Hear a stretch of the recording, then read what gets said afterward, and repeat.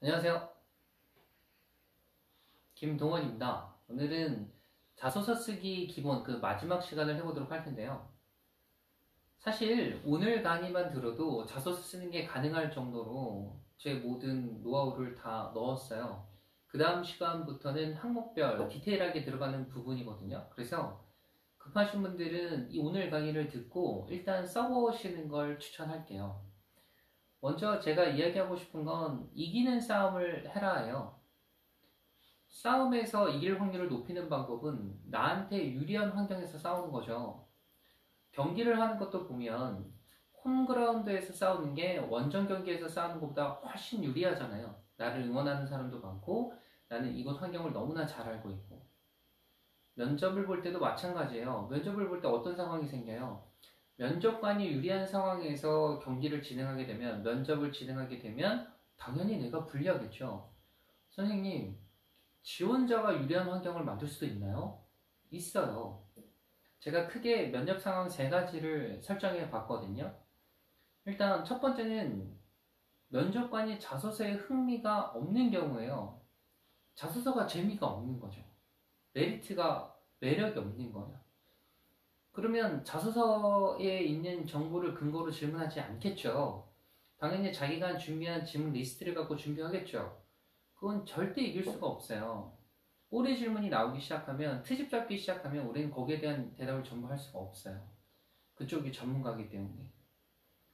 두 번째는 면접관이 자소서에 흥미는 있는데 면접 준비를 안 한 경우에요. 자소서는 괜찮아. 거기에 대한 질문을 했어. 대답을 못했어? 거짓말이구나.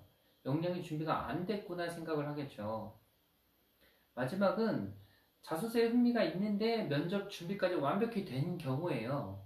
그러면 거기에 대한 질문을 할 테고 난 거기에 대한 대답을 완벽하게 했고 자소서도 사실이고 면접도 사실이구나.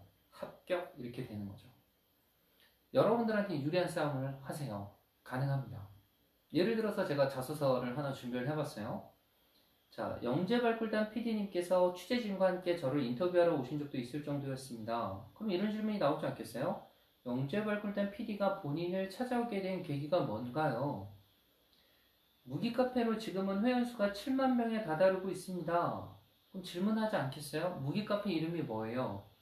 회원수는 어떻게 홍보를 했나요? 어떤 식으로 리스트를 구상했나요? 정말 많은 꼬리 질문이 나올 수 있죠. 자, 마지막에는 조금 더 간편하게 더 효율적으로 만들어 우리 한국인을 위한 국방력 증강에 힘쓰고 싶습니다. 그럼 나오지 않겠어요? 어떻게 만들면 효율적 무기를 만들 수 있을까요? 이렇게만 대답을 해도요, 면접 시간 금방 지나가요. 두 번째로 하고 싶은 말은 자소서는 러브레터다예요. 자소서에 설명문처럼 쓰는 친구들이 있거든요. 자소서를 딱 한 번 쓰고 그냥 끝내는 친구가 있어요. 이해가 안 가요. 여러분들 러브레터 쓸 때 요새는 잘 안 쓰나? 어쨌든 문자를 쓸 때도 내가 좋아하는 사람에게 마음을 얻기 위해서 한 문장 한 문장 정말 정성 들여 쓰지 않아요? 그거를 그냥 설명되어 있는 걸 갖다 붙여놓기 이렇게 하진 않잖아요. 정성 들여 쓰세요. 이 자소서를 보는 사람들은 정말 전문가들이에요. 이 글을 딱 보고 이 사람이 이걸 정성 들여 썼구나, 대충 어디 복사해서 붙여넣기 했구나, 다 안단 말이에요. 이런 경우도 있어요. 다른 기업에 넣었던 자소서를 그대로 써가지고 자소서 내용 중에 다른 기업명이 있는 거죠. 정말 어이없는 경우죠. 러브레터를 쓴다고 생각하고 내 글을 보는 사람이 내가 정말 좋아하는 사람이구나, 그 사람 마음에 들어야겠구나 하는 마인드로 글을 한번 써보세요. 그러면 글을 한 번만 쓰고 바로 내는 경우는 거의 없겠죠. 최소 3번 이상은 보셔야 해요. 세 번째는 한 줄이면 충분해요. 예를 들어 볼게요. 자, 첫 번째 보면 학교 공부 말고도 여러 프로젝트를 경험하면 좋을 것 같아 2학기가 끝나갈 무렵 과외장 선배에게 학술 동아리 창단을 제안했습니다.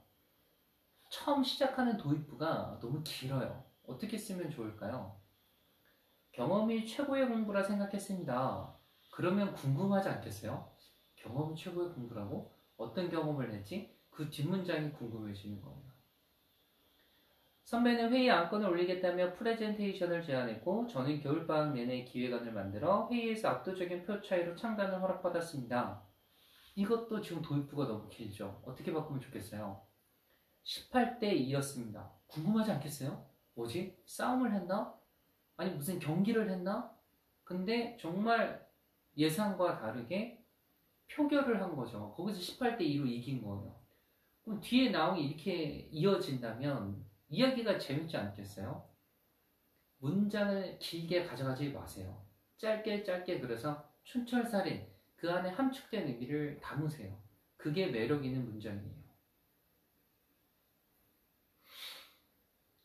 자, 그 다음 얘기하고 싶은 얘기는 특별한 소재가 아니라 특별한 관점이다 이런 얘기인데 제가 오프라인으로 자소서 지도를 하다 보면 이렇게 말하는 분들이 참 많으세요. 소재가 없어요. 저는 특별한 경험이 없어요. 뭘 써야 할지 모르겠어요. 이렇게 말하는 분들이 정말 많은데 아니에요. 사실 특별한 경험을 하는 사람들은 많지 않아요. 우리나라는 특히 정형화된 삶을 살아오는 케이스가 정말 대부분이거든요. 그러면 그걸 찾으려는 노력보다 내가 한 평범한 경험을 어떻게 특별하게 표현할 것인가에 고민을 더 해야겠죠. 예를 들어 볼게요. 자, 이것도 일시정지 누르고 글을 한번 읽어보세요. 자, 보니까 어때요? 사실 내가 아르바이트 한 게 이거 다잖아요. 편의점에서 아르바이트를 한 거 이게 다예요, 소재가. 근데 이걸 어떻게 표현을 한 거예요? 본인을 바꾸고 싶은데 익숙한 환경에서 바꾸지 못하니까 다른 환경에 가서 일을 했고 거기서 시행착오를 하면서 배웠던 것이 나의 그 다음 인생을 바꾸는 시발점이 되었다. 다르게 본 거잖아요. 나 그냥 아르바이트 하면서 힘들었다가 아니라 어떤 목적이 있어서 아르바이트를 했고 그랬더니 시행착오를 겪었고 거기서 이런 배움이 있었다를 얘기할 수 있었잖아요. 참 괜찮은 글 같지 않아요? 제품 서비스 영업 농심에 들어갔던 합격 자소서예요. 네 번째 주제는 정보가 곧 관심이다입니다. 정보가 관심이에요. 내가 들어 입사하려는 기업의 정보를 모르고 쓰는 글은 아까도 말했죠. 전문가들에게는 너무 쉽게 티가 나요. 제가 최근에 봤던 기사 중에 어떤 모 아나운서 여자분이 1900대 1의 경쟁률을 뚫고 아나운서로 입사를 했는데 그 마지막 대답이 이거였대요. 마지막으로 하고 싶은 말이 뭔가요? 라고 물어보니까 그 방송국 직원들만 알고 있는 지하 1층 식당의 이름을 알고 있는 거예요. 그래서 거기서 꼭 지금 앞에 계신 선배님들과 식사를 한번 해보고 싶습니다. 밥이 정말 맛있다고 들었거든요. 이 얘기를 한 거예요. 사실 아무나 알 수 없는 정보고 거기까지 알 필요가 있을까 하는 정보예요. 하지만 놀란 거예요, 선배들은. 아니, 그런 것까지 알고 있단 말이야? 그게 관심이고, 그게 애정이고. 애정 있는 사람을 당연히 뽑지 않겠어요? 한번 생각해 보세요. 나만 알고 있는 정보가 있는가? 지원자들이 내가 지금 알고 있는 걸 대답하려고 할 때 내가 다른 지원자들에 비해 다른 정보를 알고 있는가? 고급 정보를 알고 있는가? 거기에 대한 노력을 하셔야 해요. 제가 많이 보는 이제 뉴스인데 네이버 뉴스 오피니언에서 저는 이제 뉴스를 많이 보거든요. 여기서 관심 있는 것들을 보면서 그리고 랭킹이 있잖아요. 랭킹이 정해져 있다는 건 상위권 뉴스들은 사람들이 많이 봤다는 거예요. 이 정도는 여러분들이 알고 있고 여기서 시사적인 정보도 알아야 하고 세상에 흘러가는 환경을 알아야 거기에 대한 답을 할 수 있는 지혜가 생기잖아요. 그래서 여기에 대해서 조금 더 관심 있는 친구들은 이것만 보는 게 아니라 논평 이런 것들도 다 살펴보면서 본인들의 생각을 정리해 봤으면 좋겠어요. 그리고 제가 이거 이외에도 여기서 정보를 얻었으면 좋겠다는 것들을 이렇게 몇 개 넣어 봤거든요. 이것도 뭐 자료 다 올릴 테니까 참고해서 보세요. 그리고 그 중에서도 제가 대표적으로 좀 찾아봤으면 하는 것들은 QR코드도 같이 올려놨어요. 참고해서 보시면 좋을 것 같고요.